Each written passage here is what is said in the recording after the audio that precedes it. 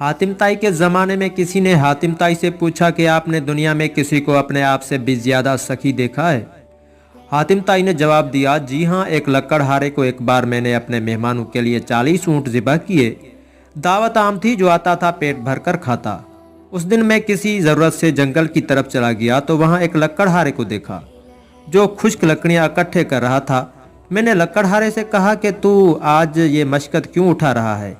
हातिम ताई के घर क्यों नहीं जाते? वहाँ तुझे बेहतरीन खाना मिलेगा।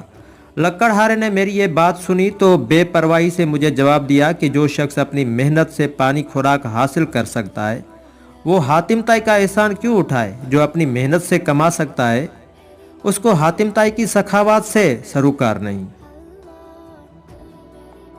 हातिम ताई के ज़माने में किसी ने हातिम ताई से पूछा कि आपने दुनिया में किसी को अपने आप से भी ज़्यादा सखी देखा है? हातिम ताई ने जवाब दिया,